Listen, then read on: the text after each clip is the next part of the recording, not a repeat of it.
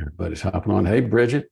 Hi, good morning. Happy Good Friday. morning. Hey, back at you. Hey, Jalen. How are you? Good to see Doing you. well, you as well. Hi, everybody. Archie. Good Hey, morning, good man. morning, good Archie, I morning. get I get to actually see you. I've talked to you on the phone, but I haven't actually seen you in a while. Good to see you there. And Nicole, you're new, I believe. Good to see you.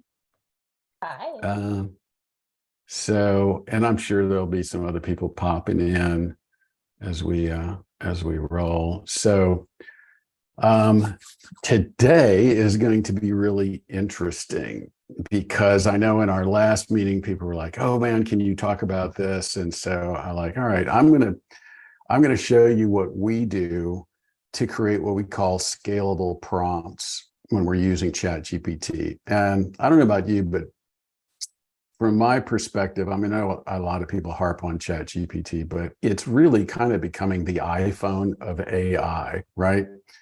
I mean, it's got this whole app store concept in there, which is, how everybody's going to scale. There are other competitors out there. A lot of them just tap into the ChatGPT API. Hey, Art was on and off again. So what we do in our organization is we try to make it so that everybody in our organization can use the prompts. So we create a prompt library, but more importantly, we created a structure to the prompts so that it becomes much more scalable. And the prompts that you see out there, and I was hoping Paul would join us this morning. Maybe he will, maybe he won't. But he sent me an email. Up, speak of the devil, there's Paul. Paul's now joining us. So I'll wait. I normally co-host this with another guy named Andy Slifer. Andy is on a camping trip, and last night his dog started barking at something in the darkness. Dog caught the thing that was in the darkness, and it turned out the thing that the dog caught in the darkness was a skunk. So Andy has been doing quite a bit of work to try to clean himself and the skunk off. Hey, Josh. While camping, I can't think of anything worse. Oh, God, I know. Can you? Oh, man. But he's got one of those, I don't know, mobile camper things that he can pop up and shower or whatever. But anyway, I just cracked up at that. He shot me that email. He said, I just can't do it. I'm like, no sweat. Go clean up. But anyway, what I was going to share, Paul, I'm glad you're on because Paul sent me an email. I'm sorry. Let me meet these guys. Oh, no sweat, John. Jumped on a You're good. freaking wet exit. So. You're right. So I'm going to share my screen and I'm going to show you guys all this stuff. So this is really interesting. It's kind of funny because Paul sent me this morning and the timing couldn't have been better because I see a lot of these things. So let me see if I can just bring it up. Okay, so he sent me to this article that was on Upwork. All right, and you see a lot of these where somebody is talking about how to create awesome ChatGPT prompts. I would call these primers, right? And so when I look at them, you can see them. This guy did a good job of just creating kind of interesting categories. This is prompts for fun, for content creation, SEO, marketing, small businesses. But I want you to take a look at the way this is structured and why I would call this a primer, but not a real prompt, because it's not necessarily scalable, because he's got variables in here, but every time somebody in your organization wants to execute one of these things, they would have to fill in these blanks, which means you're basically retyping stuff all over again, right? It would be easier if you had a system to make this something that everybody in the organization already had populated and they could just change a couple of things.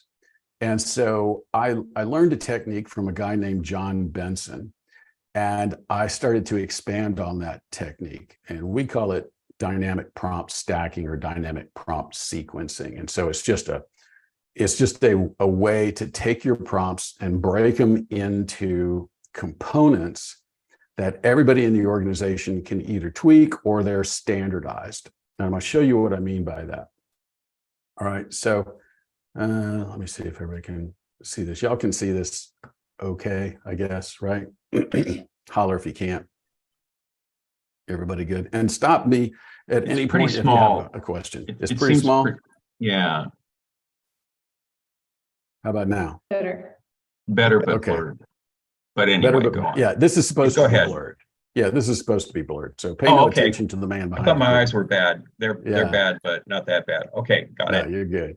You're good. Now, the only thing I will ask is y'all feel free to unmute and talk throughout this, because I'm now in a slide share mode and I can't see anybody. So the way that commandeers the other screen, I don't know what's going on your side. So, so this is your standard, screen, right? And you've got your prompt area down here. So when you are, let me see if I can get it to work.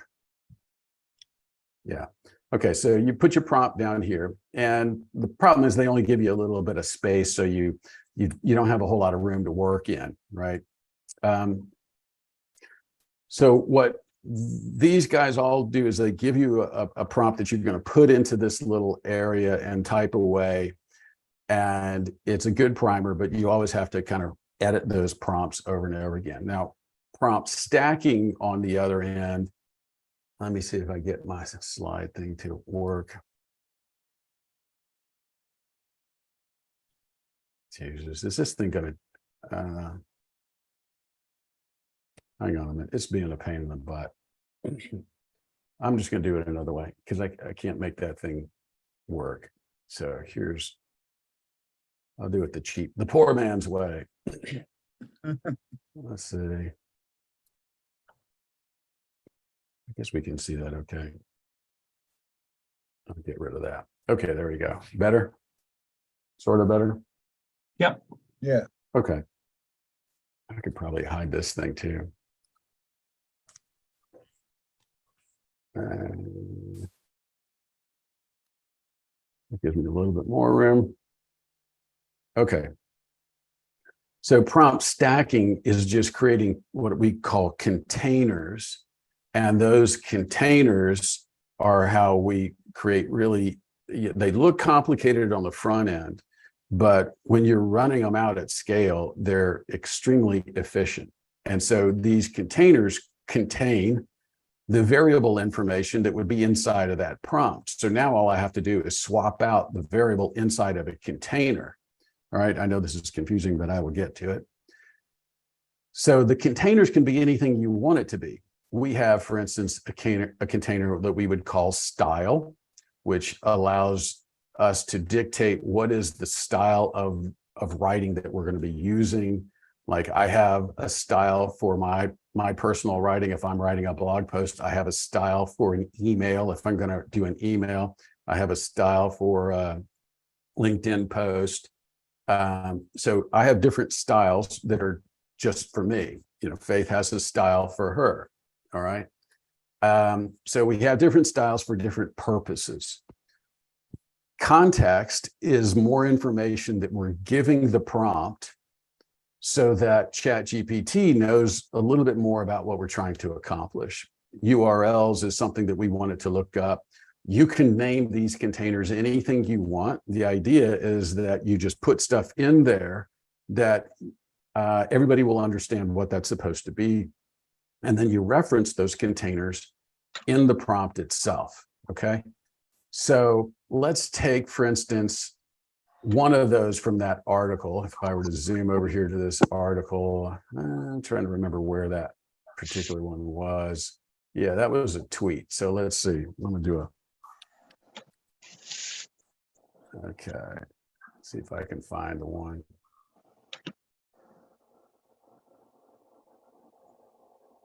Yeah, here we go. The prompt that I was using was create 3 tweets using a descriptor tone of voice, each related to this article, input, content, or URL. All right. So great idea. If we were trying to move that around our organization and have everybody use this, then everybody would have to constantly rewrite this. or they might have to put in new posts, which basically, especially when you get into more of these, you're ending up trying to put in stuff inside of a paragraph. Does that make sense?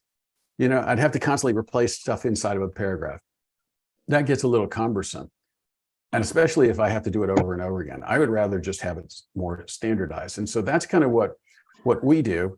And so we would take this thing, and if you look at it, these two things are variables. But over here, 3, the quantity of tweets is a variable too, right? So I would actually create containers for that information. So I have style containers, again, that are going to give me the tone of voice. I'm going to have context that's really going to give me more information to tell ChatGPT, because if I just say, hey, go write 3 tweets about this post, or if I were to say, go write a post about this article, then I haven't told ChatGPT anything about what I think. You know, if I have an opinion on the matter, or if I have background on the matter, or if I've done other research on it, I would really want ChatGPT to know that, so that when it writes on my behalf, it inserts stuff that I'm thinking. Does that make sense? Yeah. Because otherwise, you're just letting the AI write everything, you know, which is great if you don't care. But if you're really trying to add value, then you need to tell your audience what your position is on whatever it is you're writing. Am I making sense? Yeah. Okay. John, So can I ask a quick yeah, question? I'm yeah, sorry. yeah. Go ahead. These containers, where do we place those inside of GPT? Yeah, Where do they go? I'm going to show you how. Oh, Yep, I'm going to show you how. We're actually going to break this down, and we're going to create several of them. And what I would love for y'all to do while you're out there is, if you have a prompt on your end that you want me to remaster here, I'll do that for you live while we're here. We would call that polishing a prompt. Okay, so you give me a basic prompt, and that's essentially what I'm doing with this one. I'm going to polish it up to it where it becomes a scalable prompt that you can use inside of your organization, and it matches your needs and your audience. Okay, so this being the prompt, how do we now break it into more components, give it more information? And again, this is just about tweets, but if we're getting into writing, you know, some complex stuff, you're gonna really start to use these containers. And again, I name the container whatever I want at the time. Like, for instance, I'll have one called competitors, and I'll have links to all the competitors' websites. And then I'm going to say, I have a standardized prompt that says, I want you to go analyze these competitors for X, Y, and Z.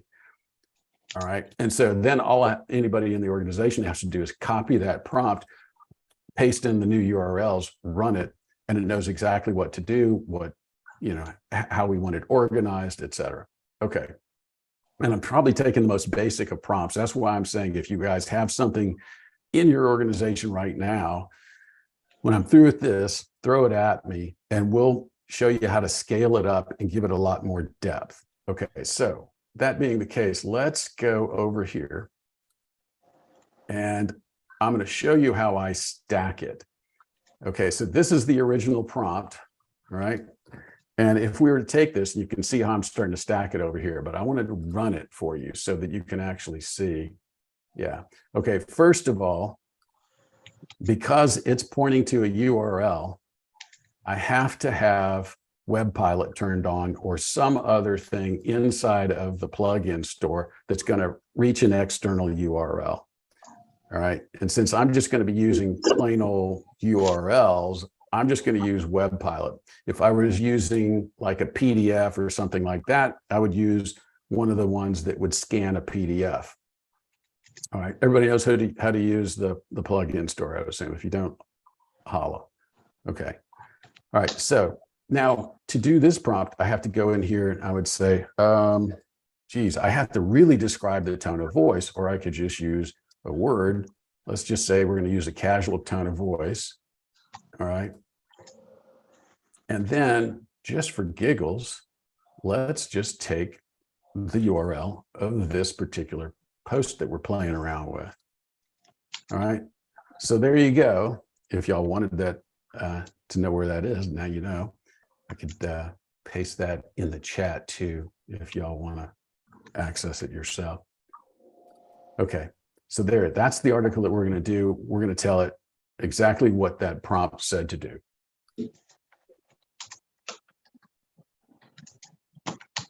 Give it a second. It's got to go scan it, read it, come back and write something.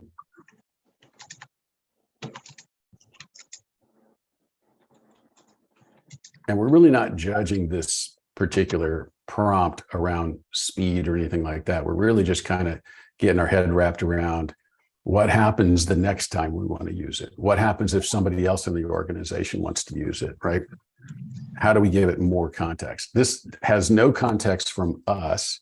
This is just simply saying, go read this. And in this particular case, just says, just read an awesome guide on how to write prompts for ChatGPT. Been struggling with this. Hey, folks. Okay. So you see, it gets, kind of cutesy, and you may not want it to write cutesy, right? You may want it to write in a different style. Okay. Can you comment on the plugins? Karen, or how do you pronounce it? Corinne, right?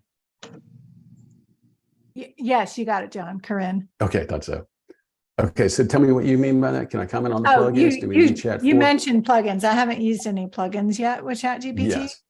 Yes. So are they available only on 4, or can you use Correct. them? Okay. Only on 4. And this prompt strategy that I'm teaching right now can only work on 4. It does not work on 3.5. All right, okay? Perfect. Thank you. Yeah, you bet. It's so worth the $20.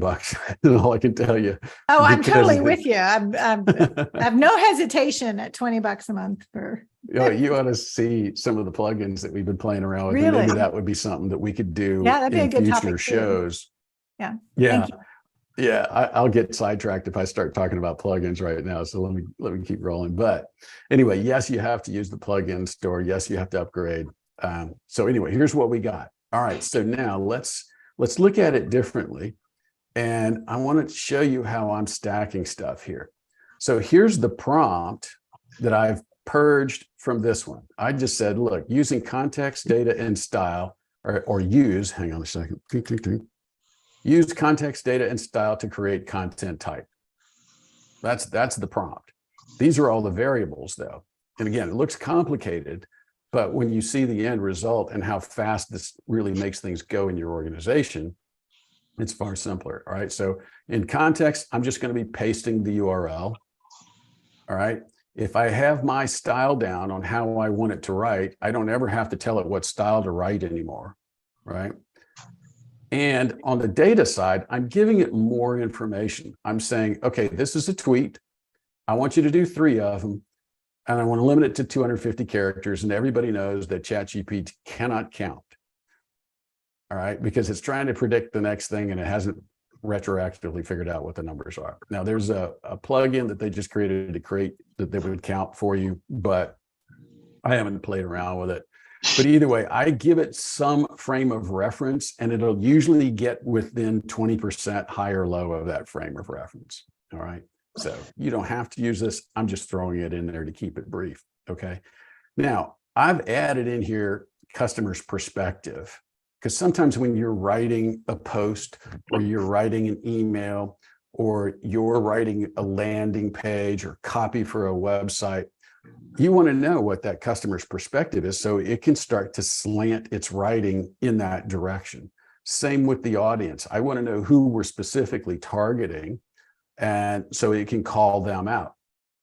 I'm going to start to delete these one by one as we create this post so that you can kind of see the effect of these, because sometimes you don't need them, and in a tweet you probably don't. Over here, we have different things here. Directness. How direct is this going to be in terms of what we say? What's the level of humor? These, by the way, can be 1 to 5s or 1 to 10s. I have them as 1 to 10s, basically.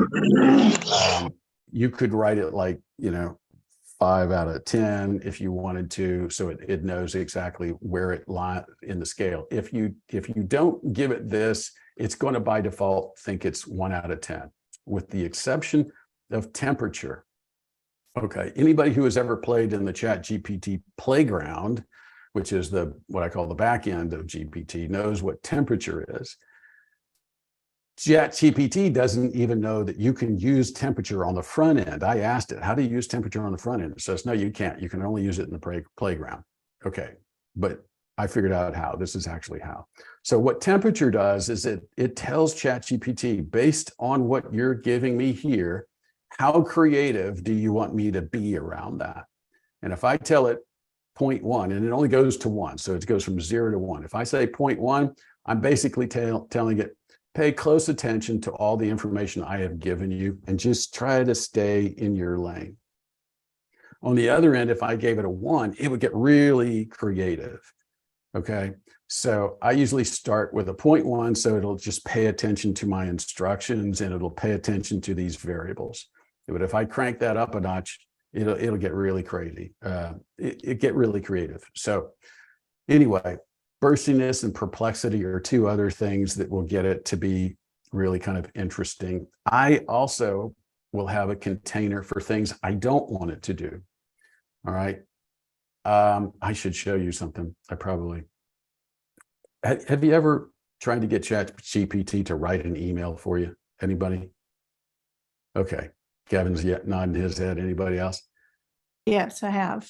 Julian. All right. Yes. What's the number one line that it always starts out with 90% of the time when you tell it to write an email? Hope this email finds you well. Boom. Right. So I have to put in something to tell it, don't say that. I'm and then when you're asking it to create sales copy or anything like that, you're going to see it go infomercial on you. You're going to see it say stuff like, but wait, there's more, it just drives me crazy. So I have to have negative prompts, and they tell you try not to use negative prompts, but if you put it in a structure like this, ChatGPT can actually follow the negative prompts and not botch things up. Okay. So it's kind of interesting. So anyway, that's why I do this kind of stuff. All right. So just for giggles, and the hook level, the educational level, you could put intermediate and advanced, you could put whatever. I usually just go on a grade level. It'll understand whatever you want to put in there, but I'm typically writing,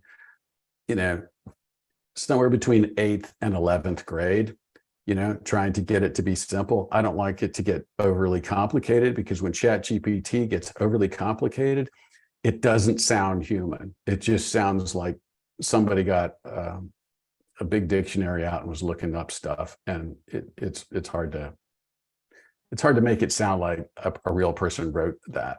So I make it simple like that. Okay, so now I want you to watch the variations on this. So we're going to go back into GPT. Hey, John, make sure. John. Yes, ma'am. John, Talk to me. there's a hook level question in the chat.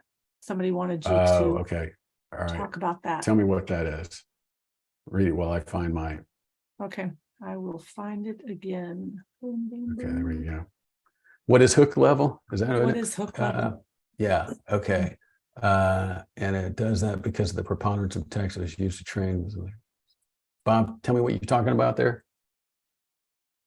Wasn't me, two different subjects. Somebody was asking about what is hook level, and I think it was because of one of your parameters, maybe. Yeah, it is. And Yeah. she was and I think the question there was, what does the hook level parameter control?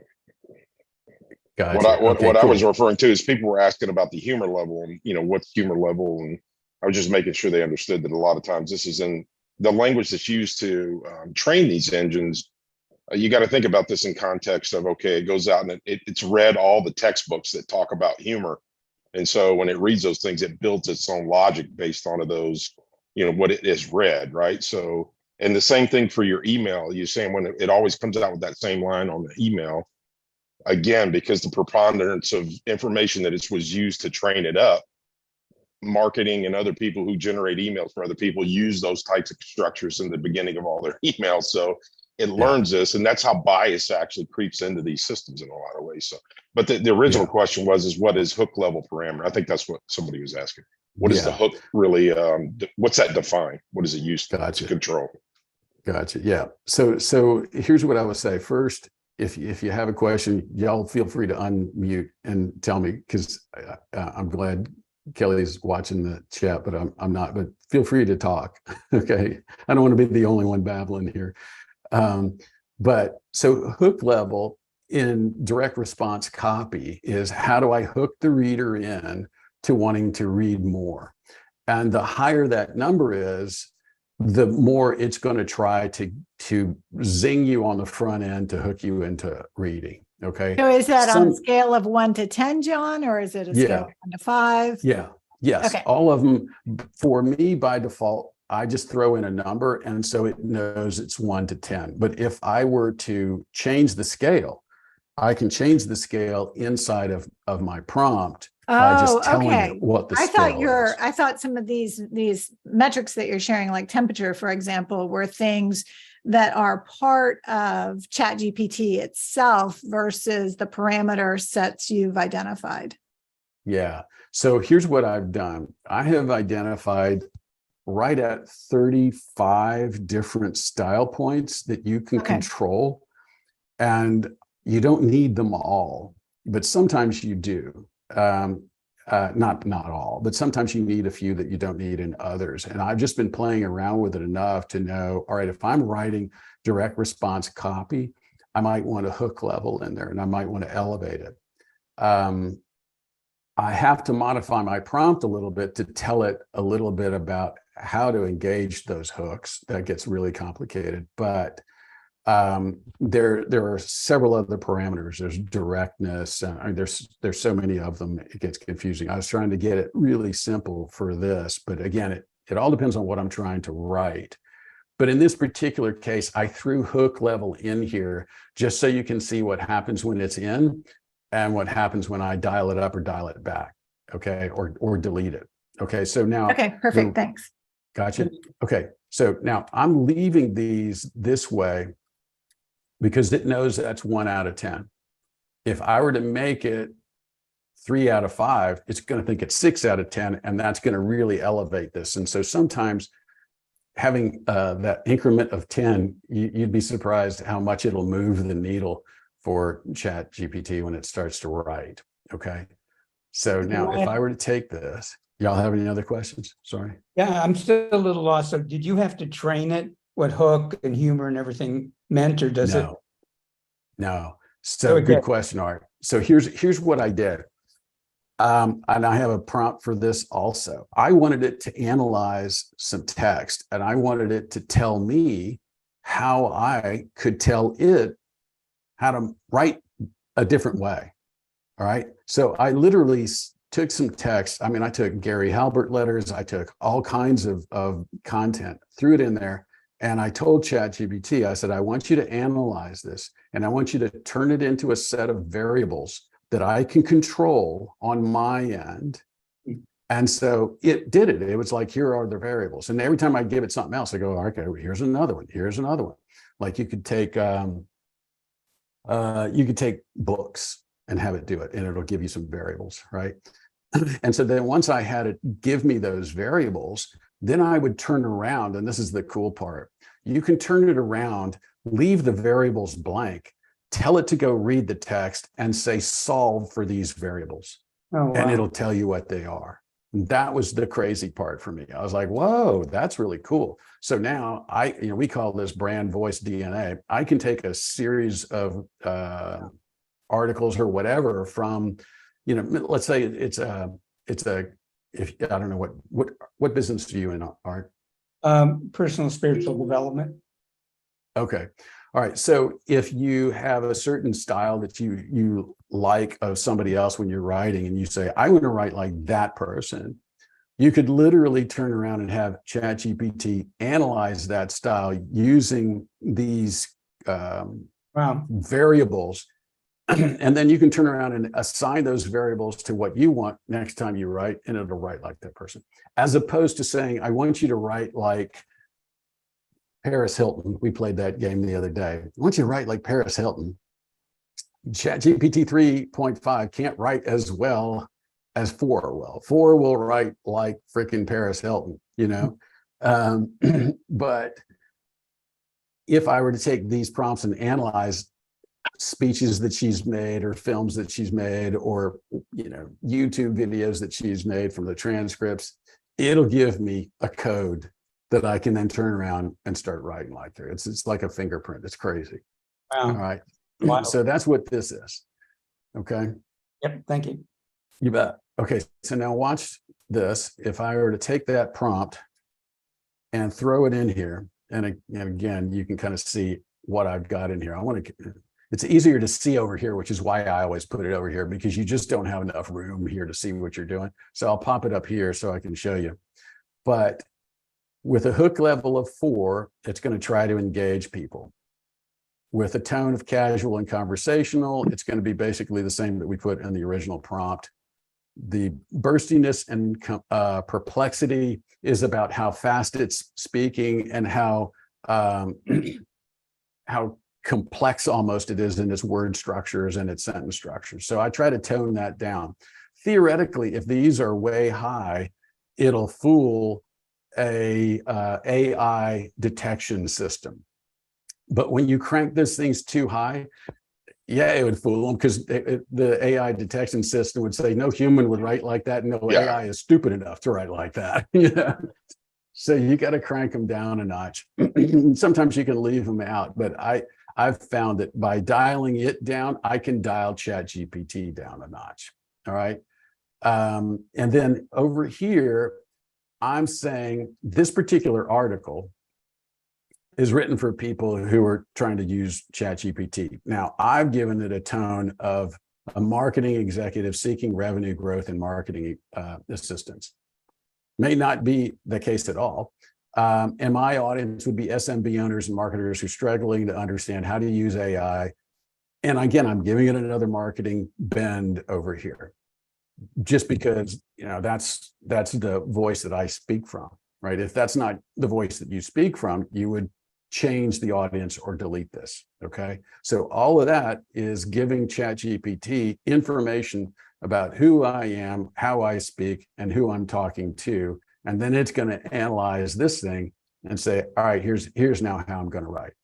Makes sense? It's way more information than up here. All right, so let's just roll with it and see what we got.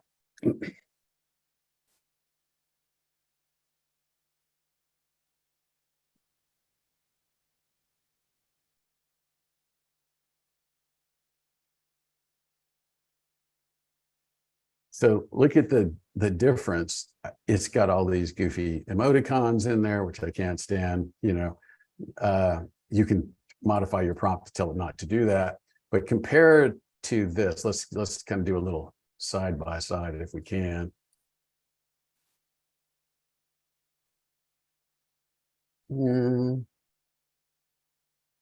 Okay. So this one clearly is trying to identify the audience. This one is not identifying the audience. So you can kind of see a big difference in how it's doing this. All right, so now another trick I'm going to tell you. If I were to just go in here and edit this and change these numbers, it would replace this, right? It would regenerate the text. If I were to paste it down here, start over and modify things, it would get foggy because it's also reading what it did up here.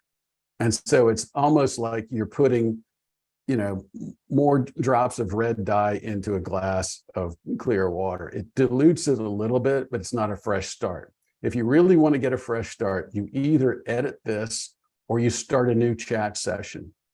If you want it to have cumulative knowledge, then you would stack inside of this particular thread, or what do they call these things in ChatGPT world?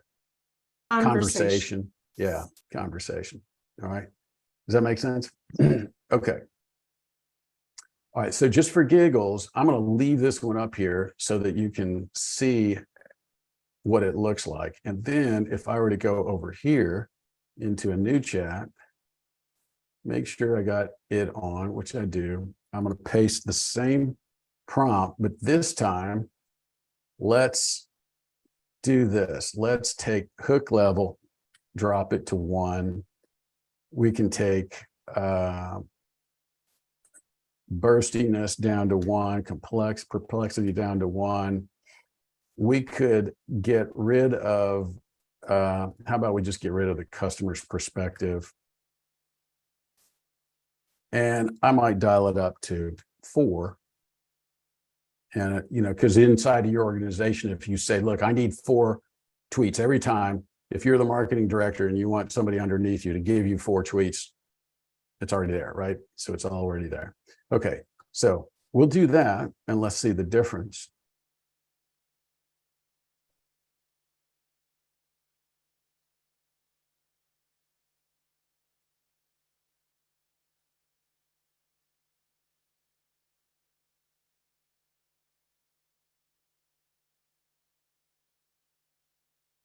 At least the emojis went away. Yeah, so we got that going for me. And that's because I dialed these 2 things down and the hooks down. Dialing those down pulls out a lot of these weird things that it'll do. All right. But I want you to also notice something else that's unique about doing it this way versus this way.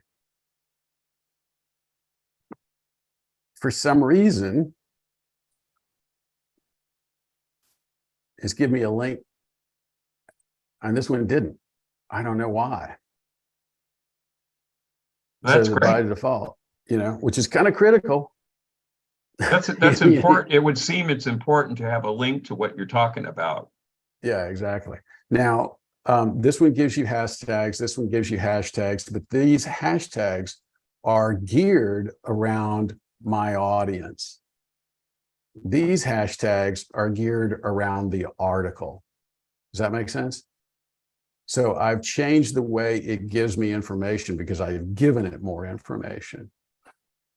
Okay, now, if I stripped out more or added more, I'm going to overwrite this one. Oh yeah, should we overwrite or should we just try a new one so you can compare?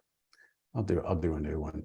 And what I'm going to do, just so there's nothing up my sleeve. Just so I understand, John, Yeah. we can copy this into our own GPT and change the numbers, and it'll understand everything. We don't have to go and Totally. teach it anything. No, Okay. You just change the numbers, and that's the idea. So look, just to show you how many prompts we have. So this is like a long form blog post prompt that we have, and you can see the prompt is massive, right? The pre-framing or the stacking ahead of it is fairly small.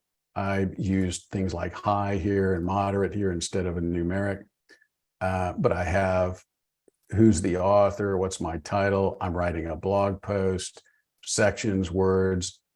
So it has a different set. It's got intensity, data-driven, emotional storytelling, right? A whole different set of parameters inside of it. But when this thing writes, it's going to write a 1,500 word blog post, as opposed to a standard, 500 to 600 word post that you would get out of it. But it's very, very detailed. And what I would typically do is I would change this up here to give it my thoughts on the subject. So it would expand on it. And at least it knows what I'm thinking. Like if I read an article about something and I'm like, hey, here's some added stuff that I want to color on, I'll put that in there and it'll do it. Does it make sense? And we use Notion for our prompt library because it's just so easy to do. And we have these various categories in here. And so I'll have a filter for what kind of AI tool we're using. We'll give it some internal ratings as to whether it's any good. We'll have it in various stages, like if it's approved or we're testing it or we're under development or if it's published. What's the purpose, copywriting, email, whatever it might be. Here I have a filter. I have a search going on for blog, but if I would turn off blog, you can see I have all these other ones in here. Analyzing John, I have a URLs. question. Is that automated? This is fascinating. Is that automated, the status of your projects? No, stage? That's manual. That's Okay. manual. That's us. Yeah, we just go into it and we would change the status. We would decide whether it's a prompt or pre-prompt, what's it's for, et cetera. Yeah. Okay. So, but you can build this out to be whatever you need it to be in your organization, right? Whether you're a small organization or a big organization, if you're just a party of one, this is so helpful because every time you want to do something, you go, oh, wow, I forgot. I need to go do that. And so I'll pop out the prompt and paste it in there, modify it to what I need if I need, or I'll just rock. Most of the time, I've got it down to where I just paste it in here, throw in the URL, throw in some commentary, and it'll write it.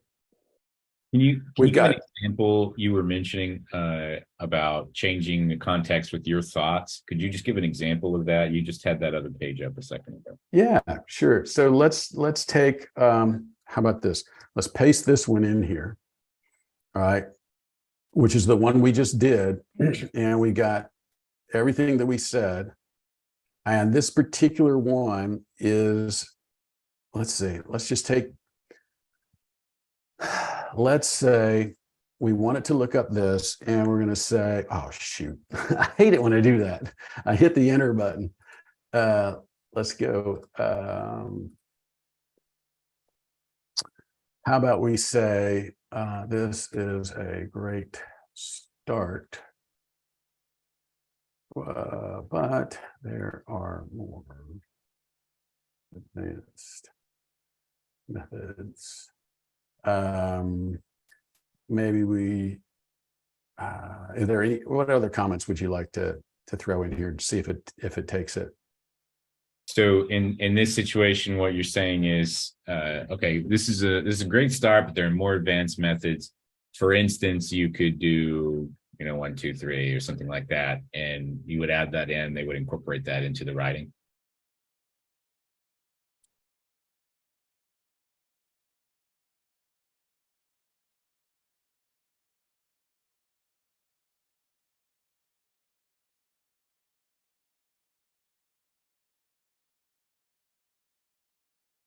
That looks like a contradiction though, because you have style in the prompt and you're saying style parameters. I didn't understand that. Well, so here's what we're doing here is we're giving ChatGPT context. The first context is, this is what I want you to look up, the URL. The second part of the context is, this is what I'm thinking about it. The style is in its own container. So we've already told ChatGPT to look at the stuff that's in these separate containers and then apply them. All right, now I don't know. Go ahead. You could think of those style variables as tuning variables. Yes. You know what I mean? So don't think of them in terms of language, but think of them in terms of just tuning what the output's going to look like. What John's saying is, okay, I'm going to give you the world reference, which are the URLs. I'm going to give you my view of those world references. That's his context that he's putting in place. And then he's telling the engine to say, okay, and I want you to tune your output based on these values and on these parameters to give me the type of, when he says, give me the voice that I want, he means the output that matches the way that I speak as a human being as closely as possible, as you can do that by using these parameters. Yeah. Yeah. Yeah. And then here, I'm just saying, I want you to add these thoughts to the thing. Okay. Now, it may be that I have to create this in a separate bucket, and I might just do that just for safety. And I might just call this,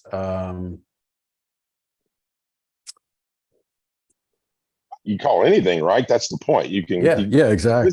So this is the difficult part about this, kind of a you roll your own sort of pretty formatting, much. Yeah, right? You roll your own. He's telling you that he's organized his interaction with ChatGPT using these functions, and some of them are actually a part of ChatGPT. But in this case, like he said, he's going to make a new section here called thoughts. He's going to want those thoughts to be injected into the output and not modified. You know what I mean? So there are ways to actually inject your actual statements into what's put out, and that's what he's talking about there. Yeah. Now, whether it put thoughts in there. Yeah, whether it can do that inside of 250 characters, Josh, I don't know. So if it doesn't, I'll change this from a tweet to a LinkedIn post. Okay. Yeah. So you can think about this as next. like you're building a gun. You're building a gun by saying, I want the trigger to be this size. I want the hammer to be this size. I want the firing pin to be this size. And then you just kind of hope it hits the target when it fires, right? I mean, It Yeah. really is sort of like that. But once you get it, then it becomes the rubber stamp formula, and that's what I like about it. It may take you a little bit of time the first time. It may take you 10 minutes the first time, but the second time it's literally cut, paste, go, right? And that's why I call it a scalable prompt, because inside your organization, once you've mastered it once, it's ridiculously fast. Like we spent, I don't know, last week, I spent the better part of 16 hours creating a series of 10 prompts to create a really cool marketing plan and strategy for a client. All right. The second client I had to do it for, instead of it taking 16 hours, it took 2.5 minutes. Yeah, right. It took what? The thing that took the time was I had to cut and paste into a document so that I could deliver it to the client. But it used to take me 3 to 4 weeks to do that. Right. Then I boiled it down to 8 hours. Then I boiled it down to 2.5. That's the way. So in other words, charge your fees based on the project, not on your time. That's correct. Well, that's right. That's right. Because hey, the value hasn't changed, right? Just because that was tongue in cheek, but oh yeah, no, I know, but you got the idea, right? It's really about the value. And so if I'm bringing a client $1 million worth of value, I'm not going to charge them $1.50, just because it took me 10 seconds. So anyway, all right. So here we go. We got this. I'm gonna now that I have this edited up, and we're gonna keep it as a tweet, and we've added our thoughts. Let's see what it actually generates. See if it throw our thoughts in there. Yeah, this is a fun part. See, kind of got confused, right? Here's a tip: use advanced methods, and it dropped the URL, and it added the emojis. Yeah. Well, you had that. Yeah, he had that old. You still had that old parameter in there, right? To set at this high level, I believe. No, it was adjusted. No. I think what happened is this constraint of characters is like, I got to let something go. I'm going to let the URL go. All right. So it probably that. Right. Yeah. Okay. So, but it tried to squeeze that voice in there. Now, you already saw what it did if I don't have that. And that was the only change that we made. It's got all this stuff in here. Now, if I were to go back over to this particular prompt, and I were to say that this is a that's because tweets are very constraining because of the character count. So it's going to do some hard decisions based on that character count. Yeah. And I'm not going to give it a character limit. Right. I'm just going to let it rock. All right. So now let's see what it says. Here are 4 posts.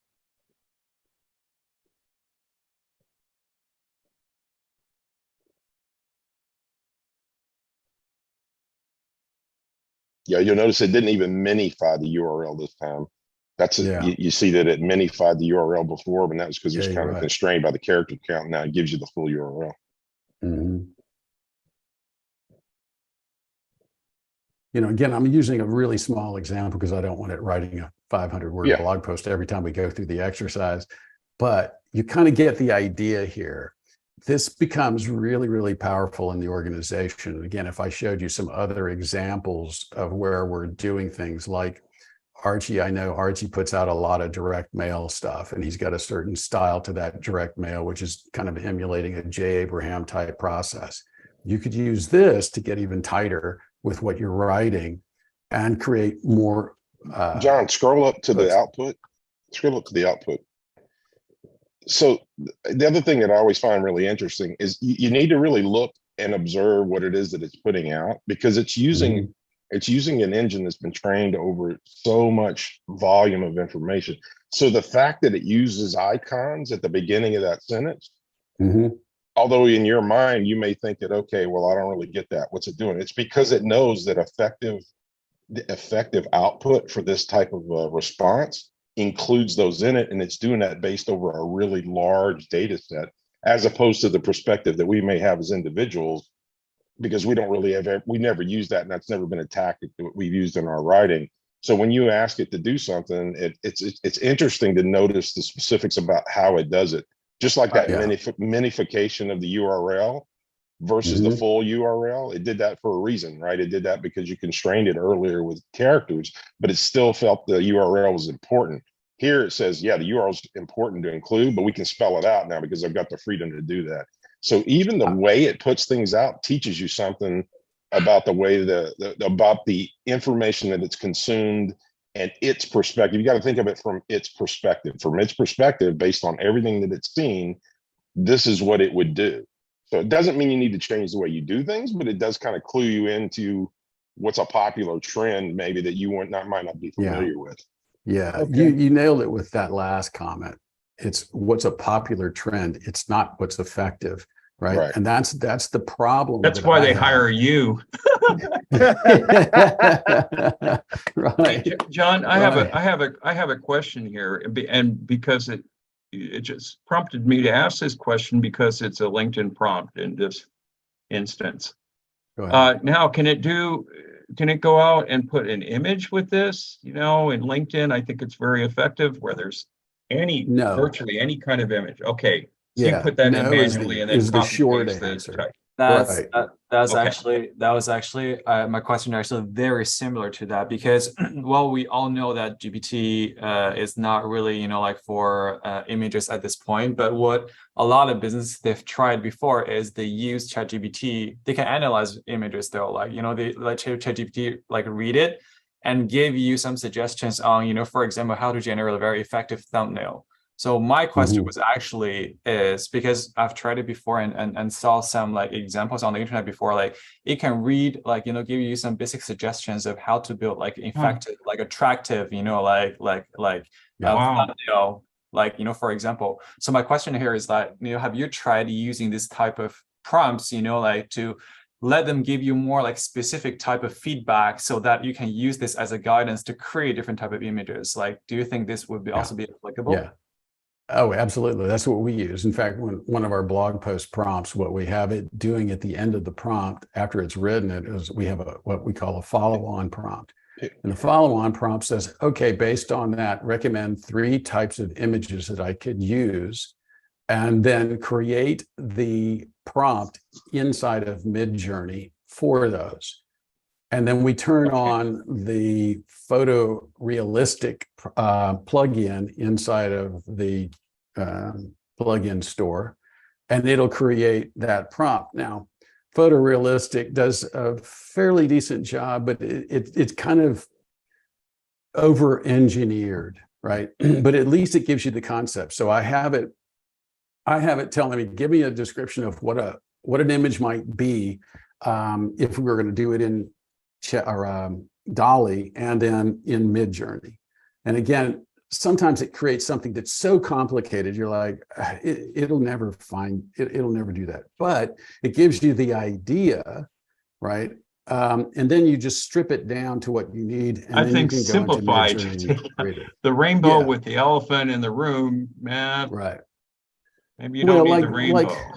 So I'll give you an example. Like I would say, for instance, these meetings that we have, I was like, all right, I want you to create an image around the CXO roundtable where we're going to be discussing AI topics.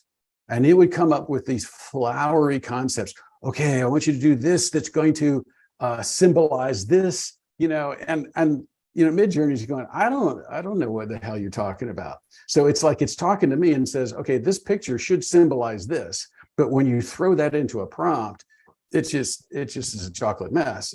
But on the other end, if you just say, hey, I want a picture of a person, the back view of a person working on a Mac laptop. I want to use this camera lens with that camera angle with this kind of lighting, and I want a desk over here. It could do it. So that's what I always have it do. It is a follow-on prompt where I have it read what we just wrote and then say, give me some ideas for images. And I can either go find them or have them generated with AI. Does that make sense? Does that answer the question? Yeah, Kevin? that's great. Thank you very much. Okay. Yeah. Okay, cool. All right. So anyway, the more you play around with this, the better it gets. And I know we're kind of closing in on 0 hour. So I want to make sure that I didn't just overcomplicated? Did I confuse the hell out of y'all? Does everybody, does it make sense? Do you see opportunities for this, or do you want to visit it again next week and we can fine tune some of your own? What would you think? There's so much to this. We could spend forever talking about it. Just even the parameters, like when you said you found 35, like a list of those parameters and what they really kind of do, that'd be worth a conversation, you know. And notes, use the same prompt, but just mess with the parameters for a few times, you know, a couple places, and actually see what this, you know, the effect of that is. That would be a really good discussion. Yeah, no, it is very helpful. John, I dropped a URL if people want to use an AI tool to do video, because these AI tools go on and on and on. As John's talking, John could spend days talking about just the plugins in this one AI tool, and there are like hundreds of AI tools coming out, right? But you can take a look at Pictory. You can use ChatGPT to build you a script for a video that you can use on your LinkedIn post. Use Pictory, and it'll build the video for you with voiceovers, real, you know, very realistic voiceovers and everything else. So between the two of those, you can create a full program with video links to videos that are created from the prompts you created inside of ChatGPT and build an entire program yourself. I might even play with it with this one, but you can upload a video to Vidyo, VIDYO, and it will carve it up into segments that you could use inside of YouTube Shorts, or inside of TikTok, or inside of Instagram Reels. It's amazing, and you can do all that with AI. Now, you can also expand it, because a lot of times it doesn't quite crop perfectly, but you can just say, okay, really, I need to include these 2 more seconds, because that's where the point actually ends. Descript is another one. Yeah, I use that one. I use that when I put my videos in it. It gives me a transcript. Then I load the transcript into ChatGPT and say, give me a script for a slide deck, and it'll just reverse engineer the whole thing. That's another really good one. Can you rephrase that? You said Descripts? Yeah. Okay. DESCRIPT. I think it's great tool. .com. Is it .com or is it hang on, AI? I'll have to type it in my. Let me type it. Descript has a lot of great editing functionality and stuff too, where you can change what you've said. And I wanted to mention with you can get, if you have Photoshop, there's Photoshop beta now. Right.